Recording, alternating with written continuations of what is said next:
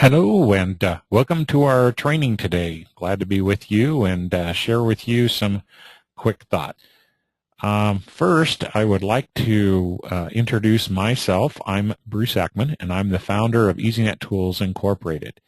Over the years, we've worked with thousands of different companies online with their websites, and we've learned a number of different things, both from successes and from failures. And so our objective with this Launch to Success series is to share with you some of the things that we've learned the hard way so you don't have to. Each different webinar or training session has some different thoughts and some different things that we've learned. So anyway, with that, we'll go ahead and get into the main portion of our training. Today's training is titled Landing Pages and Mini Sites. And this is going to be a little bit shorter seminar, a mini training, as it were, talking about mini sites and landing pages. There's a lot of things that you can go into with these. We're going to kind of cover the basics and the main elements so you can get started in it pretty easy. But this is a very effective use of the Internet, and there are a lot of people out there that are using this very effectively in their web strategy. The first thing that we need to do is we need to kind of define what a landing page is, and there's a number of different terms for these pages, and they can be a little bit fuzzy, and which is what, is where, is why, is how. And so we're just going to kind of take kind of a generic overview of the whole thing, kind of lump all these pages in together, and just kind of explain this way. But I've heard them called squeeze pages, which I don't think is too complimentary. I like the term landing pages best. There are other terms for them as well. But we're going to go basically off of a definition of what these kind of pages are and how they're used on the Internet. Okay. Years ago, I used to be involved with the Boy Scouts of America program, and I worked with Cub Scouts and Boy Scouts. And one of the things that I noticed when we were out there, we'd be doing nature projects and things like that. And one of the things that would invariably happen every time we would pass out the little magnifying glasses, you can just imagine what would happen. Instead of using the magnifying glasses to, magnify things that they were looking at, almost every time instantly we would be going to using the magnifying glass to focus the sun's energy on objects, everything from grasshoppers to ants to grass and lighting fires. The boys seem to just be naturally drawn to that. And so I want you to remember that, because that's sort of what our definition of landing pages and mini sites is about.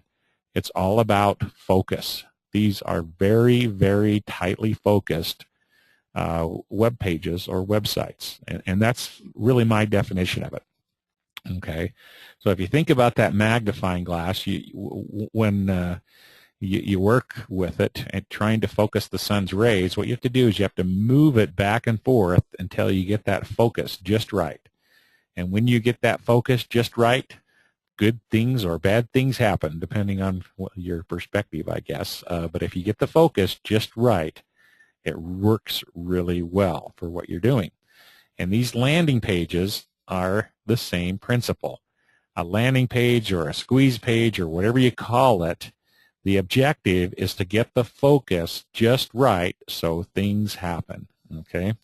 So one of the things that all of these pages have in common is that they have one major objective, and one major objective only typically, okay? And the whole focus of that page or that mini site is to achieve that objective.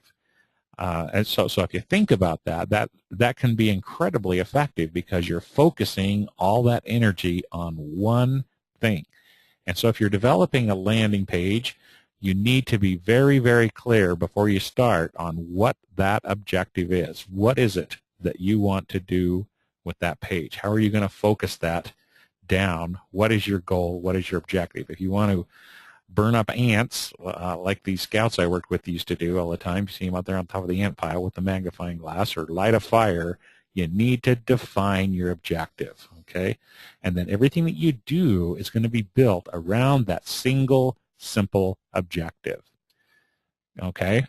Now, one of the things that every one of these pages has in common is a call to action. You want the person viewing that website or viewing that web page to do something. So that's going to be your objective. What is the action that you want the viewer to take? Okay. Now, if you typically think of a squeeze page, which is a term I don't particularly like too well, but the objective of a squeeze page is typically to squeeze some information out of someone, like their email address. You want them to sign up to something, okay? So the call to action is to get their email address, okay? Another common call to action is to get someone to buy something. Maybe it's a package of videotapes or whatever it is. The objective, the focus of that web page is to get somebody to buy, okay? But that's one of the things that you got to look at on your page. It's very critical, because it's the common element of every squeeze page or every landing page is that call to action. So you can almost figure out before you start building the page, what is your call to action, okay? And then everything you build on that page is going to be focused tightly around getting people to take that action, whatever it is. And on that page, you're going to have a very prominent call to action. And we'll show you some examples of that here in just a moment, okay? So let's jump in and just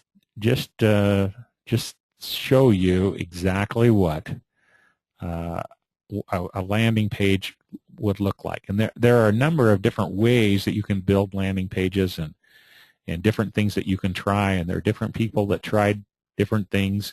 And one of the things that I've found over the years about landing pages is that there are lots of differing opinions. Some people like long pages, some people like short pages, some people like videos, some people like all text. So there are a lot of different opinions out there on what works the best. And when you see all those differing things out there, I guess one of the conclusions that I come to is, well, like my grandpa used to say, there are lots of different ways to skin a skunk. There's not just one. And so there are a lot of different ways that things can work. And so what you're going to need to do is figure out what's going to work for you. So let's pop open just a couple of examples here, okay? And we'll come back to these as we go through and just kind of point out different things. This is a landing page that I built. If you look up here, let me get my little highlighter, and so I can mark some things here for you. Okay, this is a landing page. Didn't get it. I guess I did. Okay. So if we look at this landing page, this is a little bit longer landing page. And you can see, I mean, it doesn't take you too long to figure out what the call to action is, okay? What is it that I'm trying to get? I'm trying to get people to sign up for a 30-day trial. And so I've got my call to action prominently right there. It's on the very first page. It's right up front. It's, I've got a big red button. You can get a little bit obnoxious with it if you want to and make it flash and all kinds of different things. And, at what point to get people not excited anymore and you lose, but you need to make your call to action very prominent, okay? Now, this is a longer page. You can see that I've got graphics on this page. Like I said, some people want to go all text. I like to put some graphics into it. You can try different things. But what you're going to see is typically they'll have a big title up to the top. Then you'll make your call to action very prominent. Then you'll provide whatever information you need to have to get people to take that action.